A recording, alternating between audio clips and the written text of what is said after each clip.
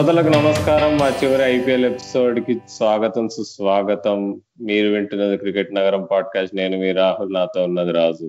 So నిన్న ఈ గత పోయినేడు ఐపీఎల్ ఫైనల్ తో కంపేర్ చేసుకుంటే అసలు నిన్న అయిన ఐపీఎల్ ఫైనల్ మాత్రం ఏమాత్రం అసలు కంపారిటివ్ గా లేకుండా అసలు పోటీ హోరాహోరీగా జరగాలి అసలు ఐపీఎల్ ఫైనల్ అంటే. నిన్ననే అక్కడ దుబ్బాక బైఫోల్ లో ఎంత అయితే మజా కౌంట్ చేస్తున్నప్పుడు అసలు దానిలో సగం కూడా రాలే ఐపీఎల్ ఫైనల్ చూస్తుంటే. అసలు Raju, what are your first reaction?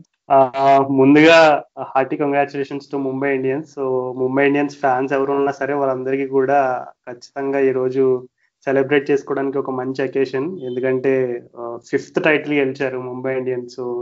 Already మనం 11th అక్టోబర్ ని first time Mumbai Delhi Capitals clash ఉన్నది. అప్పుడు మనం నెక్స్ట్ వీక్లీ రివ్యూ పాడ్కాస్ట్ చేసేటప్పుడే నేను చెప్పాను, అంటే ఆ రోజు బిల్డప్ లోనే చెప్పాను, దాని నెక్స్ట్ వీక్ లో కూడా చెప్పాను, లైక్ ఆ ముంబై ఢిల్లీ మ్యాచ్ లో ఎవరైతే గెలుస్తారో వాళ్ళే ఛాంపియన్స్ అని. సో ఎక్స్పెక్ట్ చేసినట్టే జరిగింది. అండ్ నిజంగా చెప్పాలంటే అసలు ఈ ముంబై ఇండియన్స్ నిన్న నువ్వు అన్నట్టుగా match like almost first half లోనే చాలా వరకు ఇంకా ఆల్మోస్ట్ డిసైడ్ అయిపోయినా సరే, బట్ స్టిల్ అది రోహిత్ శర్మ క్యాప్టెన్స్ నాక్ ఆడడం ఒకటి, నెక్స్ట్ వాళ్ళ టీంలో ప్లేయర్స్, అంటే వాళ్ళు బ్యాక్ చేస్తున్న ప్లేయర్స్ గత కొన్ని సంవత్సరాలుగా వాళ్ళు ఎంత కన్సిస్టెన్సీ చూపించారు అనే దానికి అసలు నిజంగా ఒక మంచి టెస్టిమనీలా చెప్పుకోవచ్చు, ఒక మంచి సాక్ష్యంలా చెప్పుకోవచ్చు. సో యా అట్లీస్ట్ నేను లైక్ సన్ రైజర్స్ కి సపోర్ట్ చేసిన నా సెకండ్ ఫేవరెట్ టీం వచ్చేసి Mumbai Indians. So Mumbai Indians గెలిచినందుకు రియలీ హ్యాపీ రాహుల్. అసలు నేనేమో మొదటి నుంచి తుఫాన్ ఎప్పుడు వస్తుందా, సైక్లోన్ ఎప్పుడు వస్తుందా, ఉప్పన్ ఎప్పుడు వస్తుందా అని వెయిట్ చేస్తూనే ఉన్నా ముంబైని కొట్టడానికి. కానీ నిన్న అసలు ఆ ఫస్ట్ బాల్ తోనే ట్రెంట్ బోల్ట్ ఇంజురీ అన్నారు, నిగులు అన్నారు, అదన్నారు, ఆడతాడు లేదో తెలియదు కానీ గమ్మున వచ్చి ఫస్ట్ బాల్ లేపబడేసాడు అసలు హల్క్ స్టైనిస్ ని. అసలు అక్కడనే అయిపోయింది అబ్బా. అది ఢిల్లీ పని అక్కడనే అయిపోయింది పాపం. అక్కడ వికెట్ పడినా పాపం అటు ఇటు పాపం రిషబ్ పంత్ ఈ సంవత్సరం ఎన్నడూ లేనట్టుగా ఆడాడు పాపం. ట్రై చేశాడు చాలా. అంటే నిన్న రిషబ్ పంత్ పెద్ద అనడానికి ఏం లేదు, అవుట్ అయ్యాడు పాపం 5 overs ముందు కానీ కొద్దిగా చూసుకోలే ఫీల్డ్ ఉన్నాడని. బట్ అంటే శ్రేయస్ అయ్యారు, రిషబ్ పంత్ మంచిగా అంటే కంబ్యాక్ ఇన్నింగ్స్ ఆడారు ఇద్దరు. అంటే అదే come from the behind innings ఆడారు వికెట్స్ పడిన తర్వాత. కానీ అదే నేను చెప్పినట్టు ఫస్ట్ బాల్ ఎప్పుడైతే ఆ వికెట్ పడిందో అక్కడే ఇక అంతే, ఈ గాలి చేసినట్టు అయిపోయింది వాళ్ళకి. ఇంకో ఇంపార్టెంట్ మూమెంట్ అసలు ఏదైతే అంటే ఇక మ్యాచ్ ఇక అక్కడి నుంచి ఇక తిరుగులేదు ముంబైకి అనే అనుకున్న మూమెంట్ ఏంటంటే నీకు శిఖర్ ధవన్ ని అవుట్ చేయడం అన్నమాట, జయంత్ యాదవ్. అసలు నేను పోయిన మ్యాచ్ అయిన తర్వాత నేను ఈ ఫైనల్ ప్రివ్యూలో ఒకటి చెప్తుండే ఏంటంటే, వీళ్ళకి ఈ రాహుల్ చహర్ ని, కృణాల్ పాండ్యా అని ఈ ఢిల్లీ లెఫ్ట్ హ్యాండర్స్ ముఖ్యంగా రిషబ్ పంత్, సిమ్రన్ కుమార్ లాంటి వాళ్ళు టార్గెట్ చేస్తే ఢిల్లీకి గెలిచే ఛాన్సెస్ ఉంటాయని. ఆ స్ట్రాటజీని వాళ్ళు ముందే గ్రహించి వాళ్ళు రాహుల్ చహర్ ని నిర్దాక్షిణ్యంగా పక్కన జరిపి జయంత్ యాదవ్ ఆడించారు. తనే వచ్చి నీకు శిఖర్ ధవన్ అవుట్ చేశాడు అసలు అట్లా ఫస్ట్ ఓవర్, తను వేసిన ఫస్ట్ ఓవర్ లోనే. సో అంటే హ్యాట్స్ ఆఫ్, అంటే స్ట్రాటజీ పరంగా కానీ వాళ్ళ క్లియర్ కట్ గా వాళ్ళ దృష్టికోణం ఎట్లుంటుందంటే ఇక ముంబైది ఓకే, సెంటిమెంట్ అనేది వాళ్ళు ఉంటుంది, వాళ్ళు లాయల్టీ అని అది ఇది అని కొంచెం చెప్తారు, పొలాడ్ అంటే మాకు లాయల్టీ అది ఇది. కనుక పూర్వం చూసుకుంటే పొలాడ్ కూడా వాళ్ళు ఫామ్ సరిగ్గా లేకపోతే డ్రాప్ చేసిన సందర్భాలు ఉన్నాయి. లసిత్ మలింగా కూడా ఒక సరిగ్గా లేదు ఫామ్ అని చెప్పి ఒక సంవత్సరం తీసుకోలే ఆప్షన్ లో. అలానే ఇప్పుడు మనం నిన్న చూసాము, అదేంటి రాహుల్ చహర్ కొద్దిగా నీకు ఫామ్ డౌన్ ఉన్నట్టు అనిపించింది, చూస్తే మ్యాచ్ పరంగా నీకు అంత ఎఫెక్ట్ ఉండడేమో అనిపించింది, అంతే పక్కగా జరిపేశారు, ఆడిచ్చారు, గెలిచారు మ్యాచ్. అంటే సింపుల్ గా అంటే అది అంటే ఇప్పుడు ఎవరు ముంబై గెలిచింది ఎందుకు అంటే జయంత్ యాదవ్ వల్ల ఎవరు చెప్పరు, కానీ అది చాలా డిసైసివ్ మూమెంట్ ఫైనల్లో. అది దాటిన తర్వాత ఎంత రిషబ్ పంత్ శ్రేయస్ ఆడినా కానీ అది పెద్ద లైట్ అదంతా. అవును రాహుల్, చాలా చక్కగా వివరించావు. యాక్చువల్లీ కొంతమందికి అంటే ఇది ఆశ్చర్యంగా అనిపించవచ్చు, బట్ నిన్న ప్రజెంటేషన్స్ లో రోహిత్ శర్మని అడిగినప్పుడు ఈ డిసిషన్ గురించి, జయంత్ యాదవ్ ని టీంలోకి తీసుకొచ్చిన డిసిషన్ గురించి అతను ఒక మాట చెప్పాడు. ఏంటంటే మాకు అంటే ఎంతైనా ఫైనల్ గేమ్ కదా, ఇప్పుడు రాహుల్ చహర్ తీసుకుంటే okay is good leg spinner and all అదంతా ఉంది, కానీ బ్యాటింగ్ పరంగా చూసుకుంటే డెఫినెట్లీ రాహుల్ చహర్ కొద్దిగా అంటే ముంబైకి ఆల్రెడీ మంచి డెప్త్ ఉంది బ్యాటింగ్ లో, కానీ you never know, final games లో ఎప్పుడు కూడా ప్రెజర్ సిచ్యువేషన్స్ ఉంటాయి, ప్యానిక్ అయ్యే మూమెంట్స్ ఉంటాయి. సో ఎప్పుడు కూడా బ్యాటింగ్ డిపార్ట్మెంట్ లో కానీ బౌలింగ్ డిపార్ట్మెంట్ లో కానీ ఒక ఎక్స్ట్రా క్వశ్చన్ ఉండడం ఎప్పుడు కూడా ఒక కంఫర్ట్, ఒక లగ్జరీ ఒక కెప్టెన్ కి. సో నిన్న జయంత్ యాదవ్ ని జస్ట్ ప్యూర్లీ ఆఫ్ స్పిన్నర్ గా తీసుకురావడమే కాకుండా అతను బ్యాటింగ్ డిపార్ట్మెంట్ లో కూడా ఒకవేళ అతను కాంట్రిబ్యూట్ చేసే రోల్ ఉంటుందేమో, అంటే అవకాశం వస్తుందేమో అని ఒక దృష్టిలో తీసుకొచ్చారు. సో ఈ ఈ యొక్క చిన్న టాక్టిక్కే ముంబై ఇండియన్స్ వాళ్ళు ఎంత స్మార్ట్ గా వాళ్ళు ఆడతారు, వాళ్ళ గేమ్ ప్లాన్ ఎలా ఉంటది, వీటన్నిటికీ అదే నిదర్శనం. ఇప్పుడు మనం లాస్ట్ ఎలిమినేటర్ అది అయిన తర్వాత Sunrisers Delhi capital second ఆ మ్యాచ్ లో మనం ఆల్రెడీ డిస్కస్ చేసుకున్నాం. అంటే రిక్కీ పాంటింగ్ ఎప్పుడు కూడా ఇట్లా స్ట్రాటజీస్ అయ్యి బాగా వేస్తాడు, ఎప్పుడు కూడా అపోజిషన్ ని కౌంటర్ చేయడానికి కొత్త కొత్త స్ట్రాటజీస్ తీసుకొస్తాడు, అది ఇది అని అనుకున్నాం. కానీ నిన్న మరి కామెడీ ఏంటో తెలియదు కానీ ఢిల్లీ వాళ్ళు లైక్ అన్చేంజ్ టీమ్ తో వచ్చారు అండ్ కంప్లీట్. ఎందుకంటే ఇప్పుడు ఖచ్చితంగా ముంబై ఇండియన్స్ వాళ్ళు ఆ ముందు ఢిల్లీ వాళ్ళు ముందు మ్యాచ్ చూసుంటారు. అంటే Sunrisers Delhi capitals match ఎలా జరిగిందో కంప్లీట్ అబ్జర్వ్ చేసి ఉంటారు. సో ఆ మ్యాచ్ అబ్జర్వ్ చేసినప్పుడు వాళ్ళు డెఫినెట్లీ వాళ్ళు పాయింట్స్ నోట్ చేసుకుంటారు. అంటే వీళ్ళ గేమ్ ప్లాన్ ఎలా ఉంది, వీళ్ళ గేమ్ ప్లాన్ ఎలా ఉండబోతుంది అనే ఒక రకమైనటువంటి స్ట్రాటజీ వాళ్ళు వేసుకుంటారు. సో చూసుకుంటే లాస్ట్ మ్యాచ్ ఎలా వచ్చారో ఎగ్జాక్ట్ ఇంకా అసలు అంటే సేమ్ టీమ్ తో వచ్చారు, same combinations, same Stoinis opening. అంటే స్టాయినిస్ ఓపెనింగ్ చెయ్యాలా చేయకూడదా ఈ డిబేట్ ని పక్కన పెడితే ఒక రకంగా చెప్పాలంటే ముంబై ఇండియన్స్ వాళ్ళు ఏం ఎక్స్పెక్ట్ చేశారో ఎగ్జాక్ట్ గా ఢిల్లీ క్యాపిటల్స్ దగ్గర నుంచి అదే వచ్చింది. అంటే ఏం డిఫరెన్స్ లేదు. ఇప్పుడు చూసుకుంటే ఒక కొత్త కుర్రాడు అంటే ప్రవీణ్ దుబే లాంటి కుర్రాడిని ఆడించారు. ఓకే, ఆ అబ్బాయి స్కిల్ అండ్ టాలెంట్ గురించి మనం వేరేగా మాట్లాడుకునే దానికంటే ముంబై వాళ్ళు ఎక్స్పెక్ట్ చేయింది ఢిల్లీ వాళ్ళు ఏమన్నా చేశారా అని ఒకసారి క్వశ్చన్ చేసుకుంటే నాకైతే జీరో, ఏమీ కనబడట్లేదు అక్కడ. అంటే నువ్వు ఫైనల్లోకి వచ్చి ముంబై లాంటి గట్టి టీంని ఫేస్ చేసినప్పుడు అందులోకి రిక్కీ పాంటింగ్ లాంటి ఎక్కువ స్ట్రాటజికల్ మైండ్ ఉన్నటువంటి కోచ్ ఆపోజిషన్ లో ఉన్నప్పుడు లైక్ యునో డెఫినెట్లీ వాళ్ళు ముంబై వాళ్ళు అయితే బాగా ప్లాన్ చేసుకుని వచ్చినట్టు కనబడుతుంది. అండ్ ఢిల్లీ వాళ్ళు అయితే ఎక్కడ కూడా ముంబై వాళ్ళకి సర్ప్రైజ్ అయితే ఇవ్వలేదు. ఏ విషయంలో టీమ్ సెలెక్షన్స్ లో కానీ లేదు బ్యాటింగ్ ఆర్డర్ లో కానీ ఎక్కడ సర్ప్రైజ్ ఇవ్వలేదు. ఆల్మోస్ట్ అంటే సర్ప్రైజ్ ఇవ్వడానికి వాళ్ళకి అవకాశం కూడా రాలేదు. ఎందుకంటే ముంబై వాళ్ళు ఫస్ట్ నుంచి they were right on the money. So ఖచ్చితంగా అది ఒక విధంగా చెప్పాలంటే ఢిల్లీ క్యాపిటల్స్ కొంచెం డిసప్పాయింట్ చేశారు. ఎందుకంటే అట్లీస్ట్ రిక్కీ పాంటింగ్ లాంటి కోచ్ ఉన్నప్పుడు లీస్ట్ ఎక్స్పెక్ట్ చేసేది వాళ్ళు ఏమన్నా కొంచెం టాక్టికల్ ఎక్స్పెక్ట్ చేయండి ఏదైనా చేస్తారా అంటే ఇప్పుడు స్టాయినిస్ ఒక మ్యాచ్ ఆడాడు కాబట్టి కొంచెం ఓకే, ఇంకా వాళ్ళకి ఓపెనింగ్ స్టార్ట్ లో మరి పృథ్వీ షా ఫామ్ లో లేకపోవడం వల్ల ఇంకా స్టోయినిస్ ని ఆడించాల్సి వచ్చింది. బట్ మేబీ ఇప్పుడు ఇన్ హైండ్ సైడ్ ఆలోచించుకుంటే చాలా ఇఫ్స్ అండ్ బట్స్ ఉంటాయి. మేబీ అజింక్య రహానే లాంటి సాలిడ్ ప్లేయర్ ని పుష్ చేసి కొంచెం స్టాయినిస్ కి ఆ మిడిల్ ఆర్డర్ లో ఆ కీ రోల్ అంటే కన్సిడరింగ్ అది ఫైనల్ కాబట్టి అందులోకి టీం ఎలా స్టార్ట్ అయినా టీం ఎలా ఎండ్ అవుతుంది, టీం ఇన్నింగ్స్ ఎలా ఎండ్ అవుతుంది. ఎందుకంటే చాలా మంది మొమెంటం గురించి చెప్తారు. ఇప్పుడు బౌలింగ్ లో కానీ బ్యాటింగ్ లో కానీ నువ్వు లాస్ట్ 4-5 అవర్స్ లో కనుక ఫస్ట్ 16 అవర్స్ ఎలా నడిచినా ఆ లాస్ట్ 4-5 అవర్స్ లో కనుక మొమెంటం తీసుకుంటే ఆ మొమెంటం ని నెక్స్ట్ నువ్వు బౌలింగ్ చేసినా బ్యాటింగ్ చేసినా దాన్ని క్యారీ చేయడానికి ఉంటుంది. సో నాకు తెలిసి మేబీ అంటే నిన్న కన్సిడరింగ్ అది ఫైనల్ అండ్ ఢిల్లీ వాళ్ళకి మిడిల్ ఆర్డర్ లో షిమ్రాన్ హెట్మైర్ ఏమీ లైక్ స్టాయినిస్ లాగా ఫినిషర్ కాదు. 1 డౌన్ 2 డౌన్ ఇలాంటి రోల్స్ ఆడతాడు వెస్ట్ ఇండీస్ కి సిపిఎల్ లో కూడా. సో అతను పెద్దగా ఫినిషర్ రోల్ అయితే ఎప్పుడు ఆడలేదు. అంటే లాస్ట్ మ్యాచ్ సన్ రైజర్స్ లో ఆల్రెడీ అతనికి సెట్ ప్లాట్ఫామ్ ఉంది కాబట్టి వచ్చి అతను ఎక్స్ప్రెస్ చేయగలిగాడు. కానీ నిన్న మ్యాచ్ లో మేబీ స్టాయినిస్ ఒకటి కొంచెం మేబీ మిడిల్ ఆర్డర్ లో పుష్ చేసి ఉంటే బాగుంటుందేమో అనిపిస్తుంది. బట్ స్టిల్ అది కాకుండా నాకు బిగ్గెస్ట్ డిసప్పాయింట్మెంట్ వచ్చేసి ఢిల్లీ క్యాపిటల్స్ కి కీ బౌలర్స్ ఎవరు వాళ్ళ పేసర్స్ లో అంటే ఒకటి రబాడా, 2 నోకియా. అంటే ఆన్ ఫామ్ తీసుకున్నా ఆన్ ఇంటర్నేషనల్ ఎక్స్పీరియన్స్ తీసుకున్నా వాళ్ళిద్దరే మెయిన్ బౌలర్స్.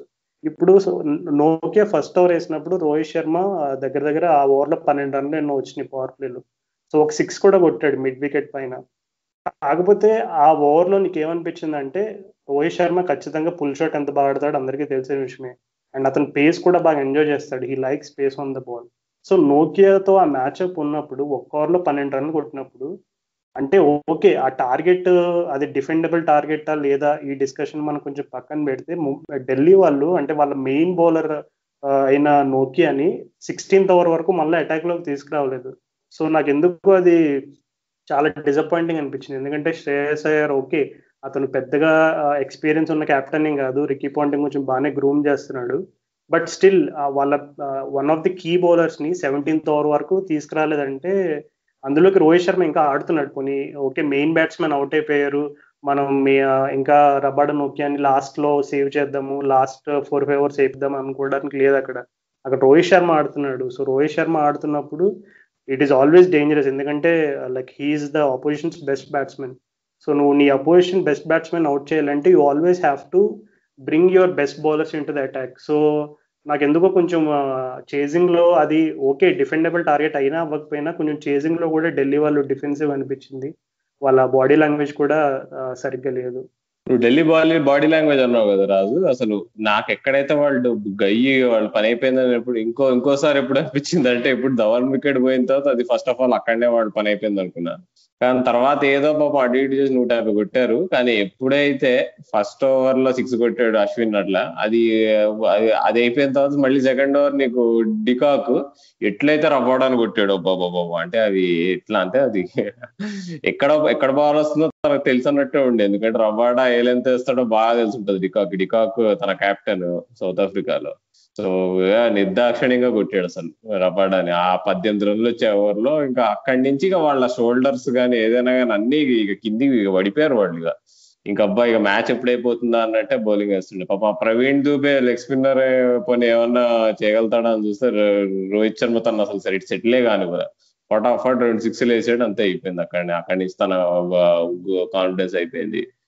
ఇంకా అంటే వాళ్ళకి సందీప్ లామిచాని లాంటి స్పిన్నర్ ఉంటే మేబీ ఇట్లా నీకు వాళ్ళు భయపడి కొంచెం ఆడడం కానీ ఏదో అక్కడిక్కడ వికెట్ తీయడానికి ఛాన్స్ ఉండేది. కానీ ప్రవీణ్ దుబే నుంచి అంత ఎక్స్పెక్ట్ అయితే చేయడం.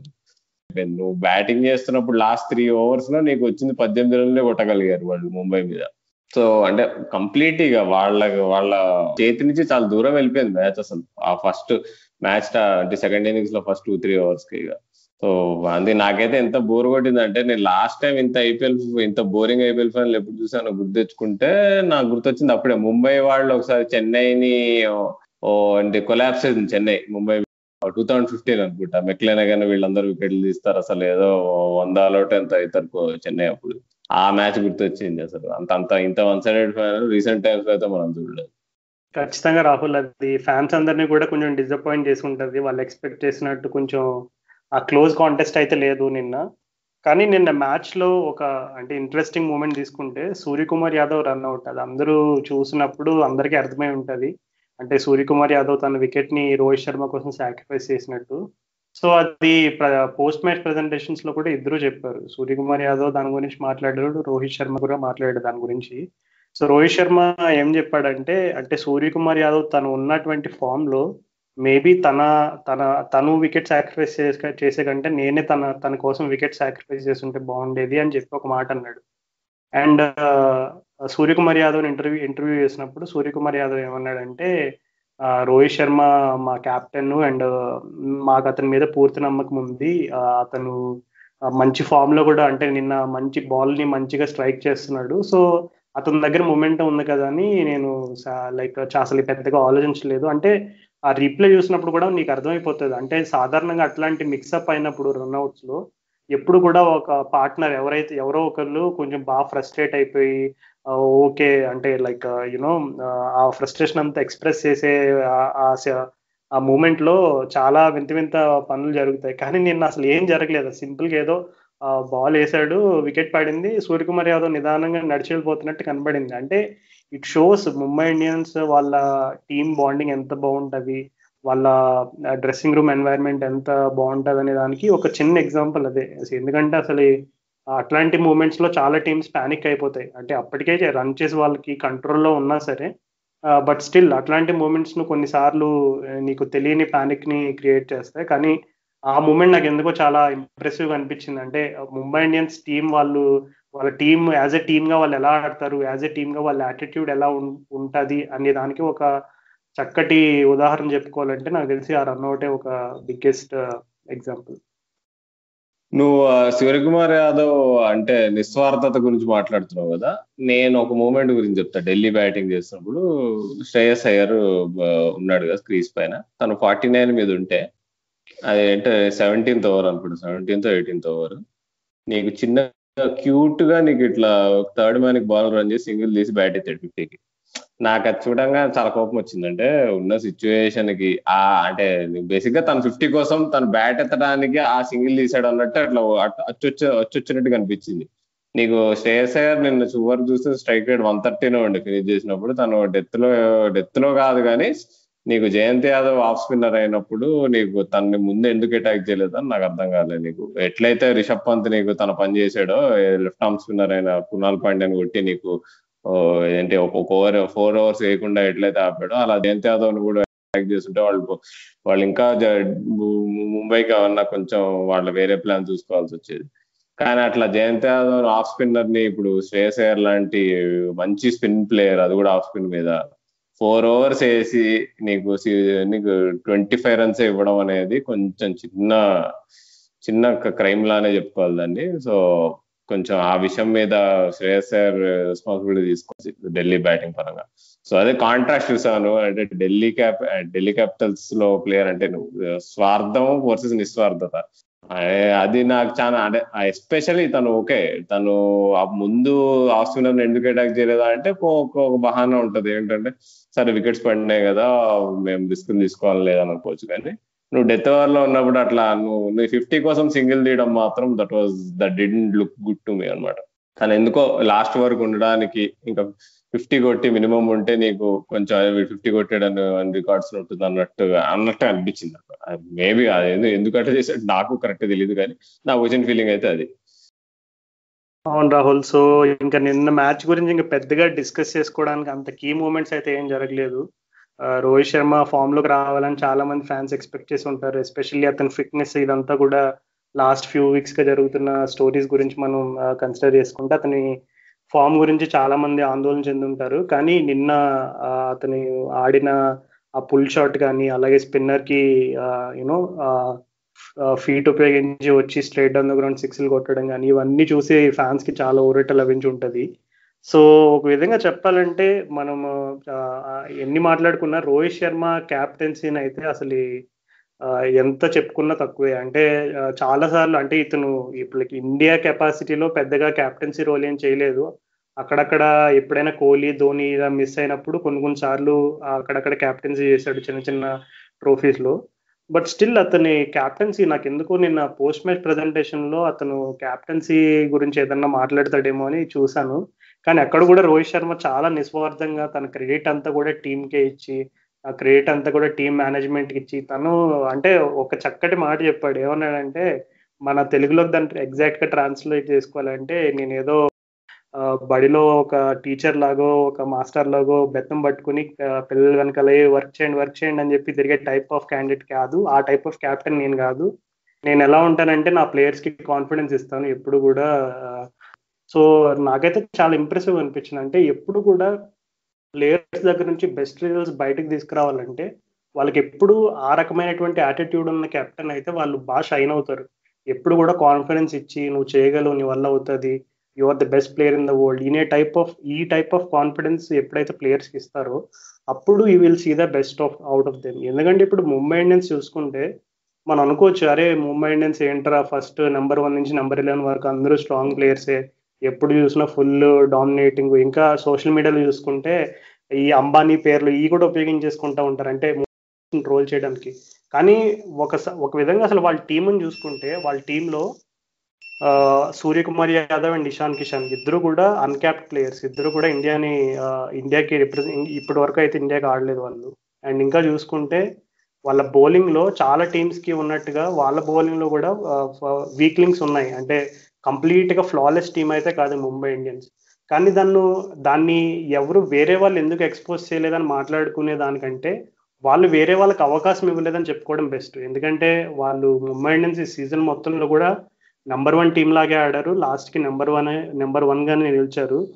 ఇంకా రోహిత్ శర్మ రికార్డు గురించి మనం మాట్లాడుకుంటే అతను 2007 వరల్డ్ T20 దగ్గర నుంచి ఇప్పటి వరకు ఏ ఫైనల్ అయితే ఆడాడో రోహిత్ శర్మ ఆడిన ఫైనల్స్ లో ఒకే ఒక్క ఓటమి చూశాడు అతను ఆడిన ఫైనల్స్ అన్నిట్లో.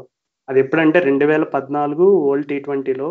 ఇంకా అతను మ్యాచ్ ఫైనల్ ఆడి గెలిచిన T20 టోర్నమెంట్లో T20 గేమ్స్ అన్ని తీసుకుంటే 2007 world cup, 2009 IPL Deccan chargers, 2013 IPL, 2013 champions league, 2015 IPL, 2016 Asia cup, 2017 IPL, 2018 Nidahas trophy, 2019 IPL, మళ్ళీ 2020 IPL.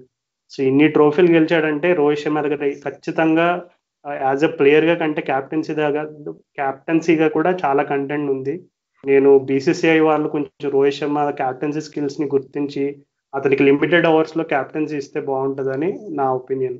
ఏమనుకుంటున్నావు రాహుల్ రోహిత్ శర్మ క్యాప్టెన్సీ గురించి? అంటే నువ్వు ఫస్ట్ మాత్రం మీ ఇంట్లో కిటికీలన్నిటికీ నువ్వు అద్దాలన్నింటినీ కవర్ చేసుకోవాలి. ఎందుకంటే కోహ్లీ ఫ్యాన్స్ అందరు అసలు నువ్వు బెంగళూరులో ఉంటావు, రాళ్ళేసినా వేస్తారు మీ ఇంటి మీద. కానీ దానిలో మాత్రం డౌట్ ఏం లేదు. నీకు రోహిత్ శర్మ బెటర్ క్యాప్టెన్ ఇప్పుడు ఇండియాలో, ఎస్పెషల్లీ T20s లో అనేది అది డౌటే లేదు ఎవరికి. సో కానీ అది జరుగుతుందా అనేది నాకు తెలిసి కాని పని. నాకు తెలిసి నీకు ఏదో కోహ్లీకి ఇంజురీ అయ్యి రోహిత్ శర్మ క్యాప్టెన్సీ తీసుకోవడం అవడమే తప్ప తనకు తాను కోహ్లీ మాత్రం వదలడు. బీసీసీఐ కూడా అంత పెద్ద స్టెప్ మాత్రం తీసుకోవద్దు. సో మనం చూద్దాం అదే ఆ డెవలప్మెంట్ ఎంత ఇట్లా ఎటువైపు వెళ్తుందో మనం చూద్దాంలే. కానీ అసలు ఇప్పుడు నువ్వు అన్నావు ఇందాక ముంబై వాళ్ళు అసలు ఎందుకు ఇంత సక్సెస్ఫుల్ ఉన్నారు అని. అంటే వాళ్ళు ఇప్పుడు స్ట్రెంత్ చూసుకుంటే నాకు ఇప్పుడు ఇప్పుడు అందరి టీమ్స్ ఆక్షన్ ప్రైస్ లిస్ట్ అదంతా చూసుకొని మనం ఏ ప్లేయర్ ఎంత డబ్బులకి అమ్ముడు పోయడం చూసుకుంటే ముంబై ఇండియన్స్ లిస్ట్ లో జస్ప్రీత్ బుమ్రా అనే ఒక ప్లేయర్ 7 కోట్లకు రిటైన్ చేయబడ్డాడు 2018 లో. అంటే అది ఏమో ఎవరు అంటే అంటే 2018 కల్లా జస్ప్రీత్ బుమ్రా ఆల్రెడీ ఇండియాలో ఆడేస్తున్నాడు. ఇండియా ఆడే ప్రతి మ్యాచ్ లో ఆడుతున్నాడు. అలాంటిది తను అంత తక్కువకి ఎట్లా రిటైన్ చేసుకున్నాడు నాకు అర్థం కావట్లేదు. ఇప్పుడు బుమ్రా లాంటి బౌలర్ ఇప్పుడు ఒకవేళ ఆప్షన్ లో ఉంటే మినిమం 15 కోట్ల వరకు వెళ్ళేవాడు. అంటే ముంబై ఇండియన్స్ అంటే వాళ్ళ విన్నింగ్ ఫార్ములాలో ఆ చిన్న నంబర్ అనేది చాలా ఇంపార్టెంట్. అది అక్కడ నీకు ఒక ప్లేయర్ డబుల్ రేట్ కి అమ్ముడు పోవాల్సిన ప్లేయర్ అక్కడ వాళ్ళు సగం రేట్ కి రిటైన్ చేసుకున్నారు. ఇంకో విషయం ఏంటంటే వాళ్ళు ట్రేడులు చేస్తారు బాగా. నీకు మన నిన్న ఫైనల్లోనే చూసుకుందాం ఎవరైతే షైన్ అయ్యారో ట్రెంట్ బోల్ట్. వాళ్ళు ఢిల్లీకి డబ్బులు ఇచ్చి తెచ్చుకున్నారు. ఢిల్లీ వాళ్ళు ఎందుకు వదిలేరు నాకు ఇంకా అర్థం కాలేదు. అది టామ్ మూడీ లాంటి వాళ్ళు కూడా చాలా సార్లు అన్నారు అసలు ఏమనుకుంటున్నాడు అసలు ఎందుకని పంపించేశారు వాళ్ళు అని.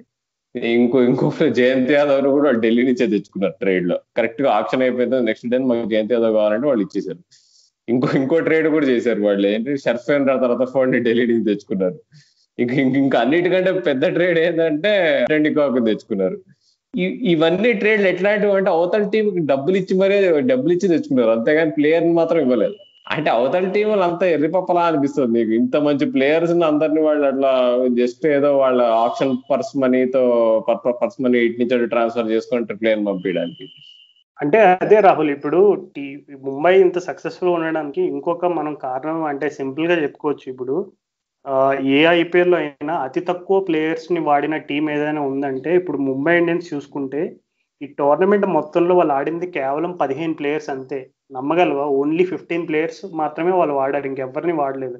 అండ్ అందులోకి రోహిత్ శర్మ, సౌరభ్ తివారీ వీళ్ళిద్దరికి ఇంజురీస్ కూడా అయినాయి మధ్యలో. సో ఆ రెండు కూడా ఏదో ఒక ప్లేయర్ ని పక్కన పెట్టే టైప్ ఆఫ్ రిప్లేస్మెంట్స్ కాదు, ఇంజురీ వల్ల ఫోర్స్ రిప్లేస్మెంట్స్ అయినాయి. సో అది కూడా లేకపోయి ఉంటే వాళ్ళ కేవలం ఒక 13, 12, 14 చేంజెస్ కంటే ఎక్కువ చేసి ఉండేవారు కాదేమో అనిపిస్తుంది.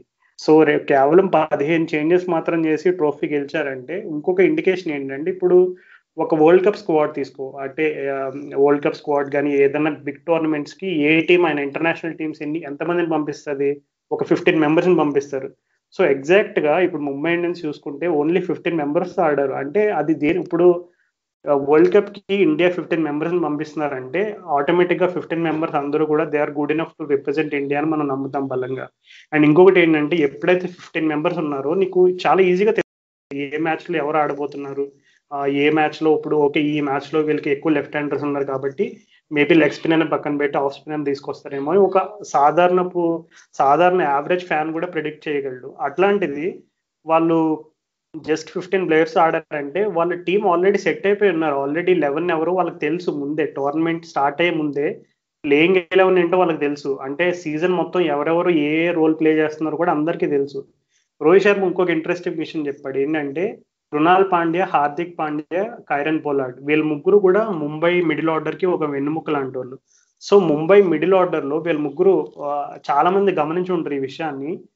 పొలార్డ్, హార్దిక్ పాండ్యా, కృణాల్ పాండ్యా వాళ్ళ ముగ్గురు కూడా కన్సిస్టెంట్ గా ఒకే బ్యాటింగ్ పొజిషన్ లో ఈ టోర్నమెంట్ మొత్తంలో ఎక్కడ చూసుకుంటే వాళ్ళ ముగ్గురిని రొటేట్ చేశారు. అంటే మనకి సాధారణంగా ముంబై టాప్ ఆర్డర్ బాగా ఆడేసరికి మిడిల్ ఆర్డర్ లో వాళ్ళు అంటే హార్దిక్ పాండ్యా, పోలార్డ్ ఇద్దరు కూడా కొన్ని ఇంపాక్ట్ ఇన్నింగ్స్ ఆడడం మనకి పెద్దగా తెలియదు. ఓకే, బాగానే ఆడారు, 50-60 కొట్టారు అని అనుకుంటాం, కానీ వాళ్ళు క్రియేట్ చేసిన ఇంపాక్ట్ కి ఒక రీజన్ ఏంటంటే ఏదో బ్లైండ్ గా ఓకే నువ్వు నెంబర్ 4లోనే ఆడతావు, నువ్వు నెంబర్ 5లోనే ఆడతావు అటువంటి రోల్స్ ఇవ్వకుండా వాళ్ళని మూవ్ చేశారు నీట్ గా, ఫ్లెక్సిబుల్ గా. అంటే టీంని బట్టి, ఆడే కండిషన్స్ ని బట్టి వాళ్ళని రొటేట్ చేశారనమాట. సో అంటే ఉన్న ప్లేయర్స్ ని వాళ్ళు రొటేట్ చేసుకుంటూ పొజిషన్స్ ని ఒకే టీమ్ ని కన్సిస్టెంట్ గా మెయింటైన్ చేస్తూ, అండ్ ఇషాన్ కిషాన్ గురించి మనం తర్వాత మాట్లాడుకుందాం, అతను క్రియేట్ చేసిన ఇంపాక్ట్ గురించి. సో నాకు తెలిసి ఓకే, ఇప్పుడు నువ్వు అన్నట్టుగా వాళ్ళు స్మార్ట్ గా ఆప్షన్స్ స్మార్ట్ గా చేయడం అనేది, నెక్స్ట్ అనేది ఇప్పుడు చూసుకుంటే వాళ్ళకి ఇప్పుడు క్వింటన్ డికాక్ లాంటి ప్లేయర్ మరి ఆర్సీబీ వాళ్ళు ఎందుకు వదులుకున్నారు ఇలాంటి క్వశ్చన్ మార్క్స్ అని మనం వేసుకోవడం కంటే, నాకు తెలిసి ముంబై వాళ్ళు టోర్నమెంట్ ముందే వాళ్ళ ప్లేయింగ్ ఎలా ఏంటి, వాళ్ళ స్ట్రాటజీ ఎలా ఉండబోతుంది, ఈ విషయంలో మాత్రం నాకు తెలిసి అన్ని టీముల కంటే ఎక్కువ హోంవర్క్ చేస్తారు ముంబై ఇండియన్స్ వాళ్ళు. నాకు తెలిసి అదే one of the biggest reason why they have been and why they still continue to be one of the most successful teams in IPL. No doubt రాదు. అసలు వాళ్ళ స్ట్రాటజీ పరంగా కానీ అసలు మాది వాళ్ళు వేసే ప్రణాళికలు కానీ వాళ్ళు వేసే గాలాలు కానీ మామూలుగా ఉండవు.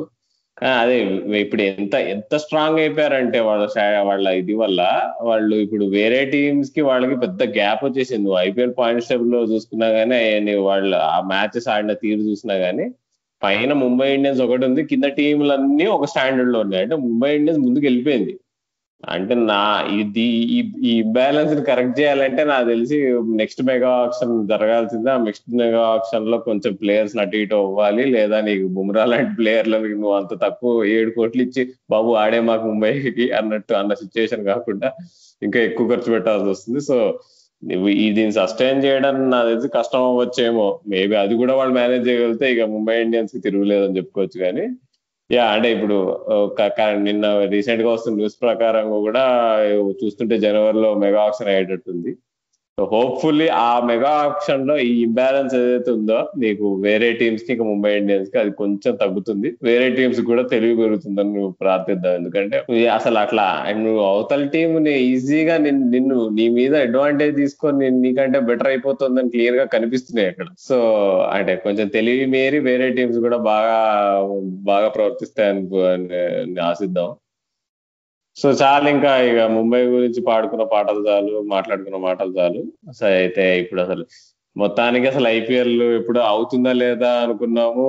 ఇది ఈవెన్ ఇయర్ లో హార్డ్ గా బిహేవ్ చేసిన సంవత్సరం ఇది. సో అందుకనే ముంబై గెలిచిందని చెప్పుకోవచ్చు. కానీ అసలు నీకు ఎలా అనిపించింది రాదు అసలు ఐపీఎల్ ఇప్పుడు దుబాయ్ లో ఇది నీకు మన స్టేడియంస్ కాదు. మనం ఫస్ట్ చాలా అనుకున్నాము యుఏఈలో పిచ్చెస్ స్లోగా ఉంటాయి, స్పిన్ అవుతాయి, అదేంటి స్పిన్నర్స్ తోపని అది ఇది అనుకున్నాం. కానీ నీకు బెస్ట్ బౌలర్స్ చూసుకుంటే అంత పేసర్స్ ఉన్నారు, అంత తలకిందులైంది అసలు. మేము మొన్న ఏదో ఒక మన పాత ప్రివ్యూ ఎపిసోడ్ వింటే దానిలో ప్రతి దానికి మనం ఇద్దరం కలిసి ఈసారి ఐపీఎల్ యుఏఈలో కాబట్టి స్పిన్ అవుతుంది కాబట్టి ఇవన్నీ వింటే ఆహా నిబ్బాతనం గుర్తొచ్చింది నాకు. నిజమే రాహుల్, మనమే కాదు నాకు తెలిసి చాలా మంది ఈ రకంగా ప్రెడిక్షన్ చేసిన వాళ్ళు చాలా మంది కనుక్కుని ఉంటారు. ఎందుకంటే ఈ ఐపీఎల్ ఖచ్చితంగా ఇప్పుడు కన్సిడరింగ్ ఇది శాండ్ బేస్డ్ అవుట్ ఫీల్డ్స్ ఒకటి, నెక్స్ట్ యుఏ లాంటి కండిషన్స్ కాబట్టి సాధారణంగా అక్కడ ఉన్న టెంపరేచర్ బట్టి హ్యూమిడ్ కండిషన్స్ అండ్ హిస్టారికల్ గా అక్కడ పిచ్చులు చూసుకున్నా అక్కడ యావరేజ్ టోటల్స్ ఎప్పుడు కూడా 150-160 ఇలాగే ఉంటూ వచ్చినాయి.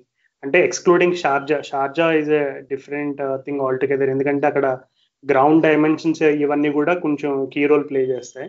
సో ఈ సాధారణంగా అందరూ ఎక్స్పెక్ట్ చేశారు ఓకే స్లో బౌలర్స్ కానీ స్పిన్నర్స్ కానీ కీ రోల్ ప్లే చేస్తారని.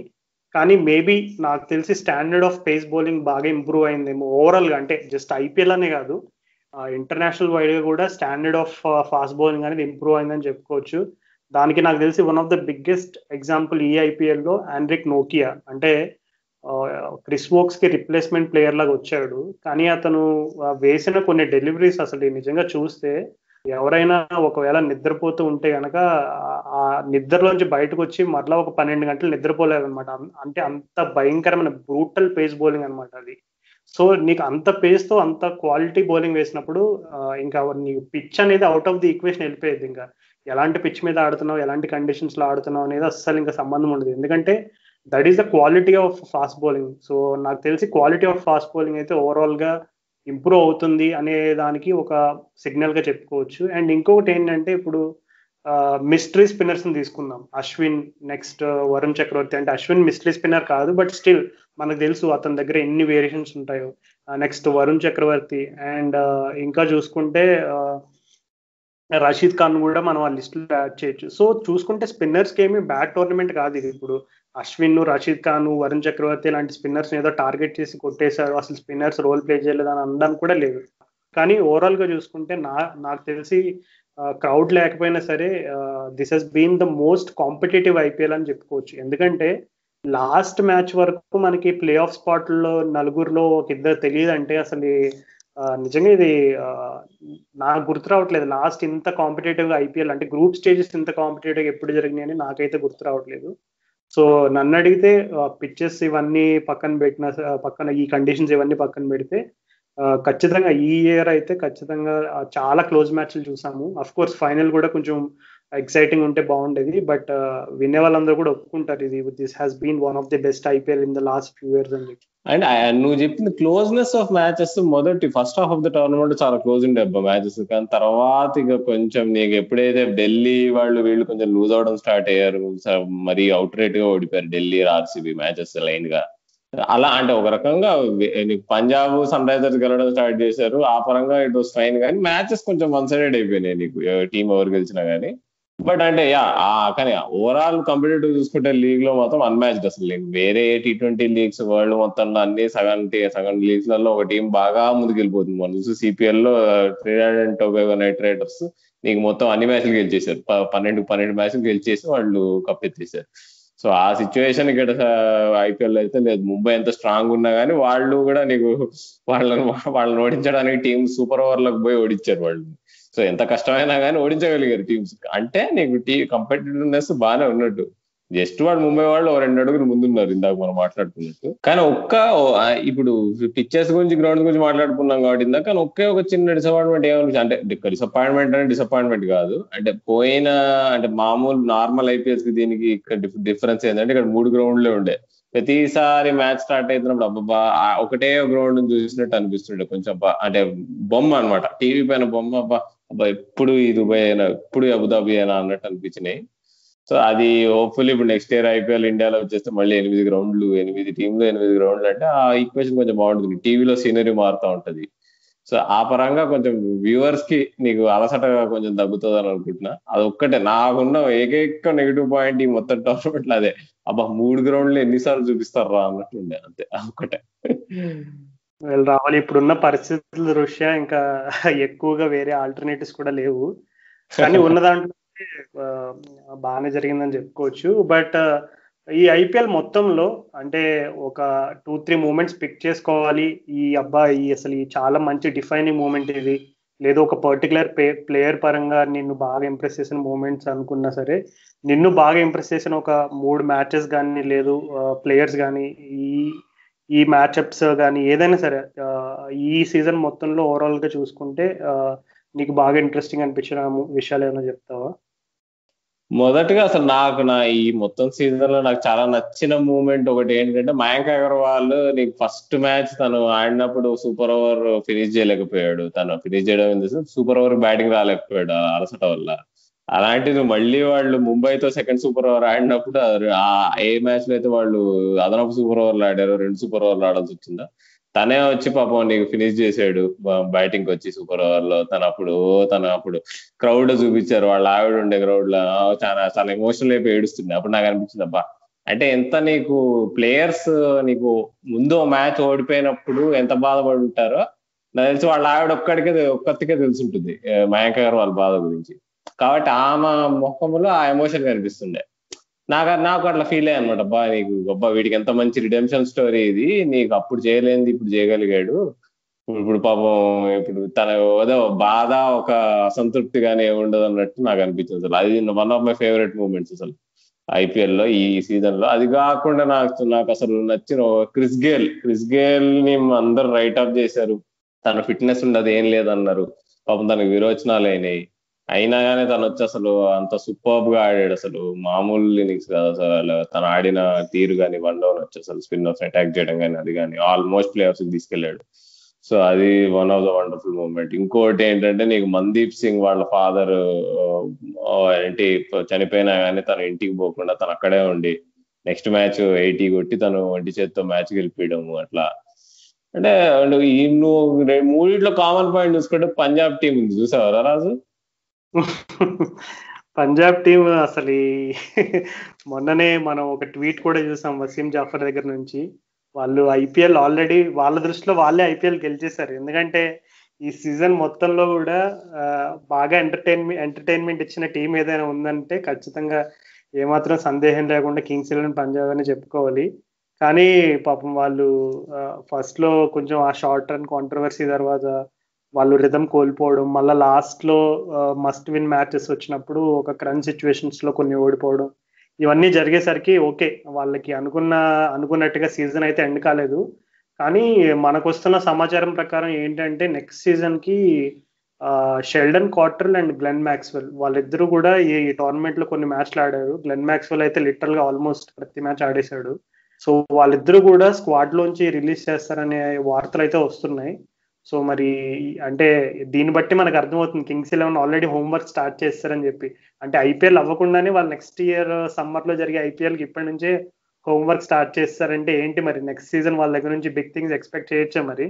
యా, బేసిక్ గా అసలు నికలస్ పూరన్ చెప్పాగా, నేను నికలస్ పూరన్ అంత హైప్ ఇచ్చాను. నేను ఇచ్చిన హైప్కి ఏమాత్రం పాపం అన్యాయం చేయకుండా పాపం ఆడాడు. పాపం నేను అన్నట్టు 500 రన్లు కొట్టాలి. 500 రన్లు కొట్టుంటే పక్క నీకు వాళ్ళు కప్పెత్తేవాళ్ళు నిన్న కింగ్స్ 11 వాళ్ళు. సో అది జరగలేదు. కింగ్స్ 11 నాకు తెలిసి వచ్చే నెక్స్ట్ ఫ్యూ ఇయర్స్ లో వాళ్ళు కొంచెం కేఎల్ రాహుల్ క్యాప్టెన్సీ ఇంకో నెక్స్ట్ లెవెల్ తీసుకెళ్ళగలిగితే వాళ్ళు పక్కా డామినేట్ చేసే సూచనలు అయితే ఉన్నాయి, ముంబైనైనా ఎవరినైనా కానీ.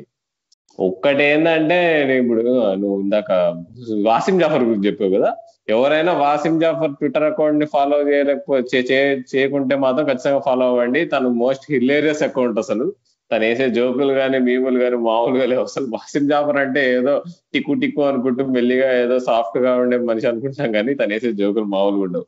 సో యా, ఈ ఐపీఎల్ నుంచి సోషల్ మీడియా పరంగా best content Wasim Jaffer Twitter account నుంచి వచ్చిందని చెప్తాను నేను.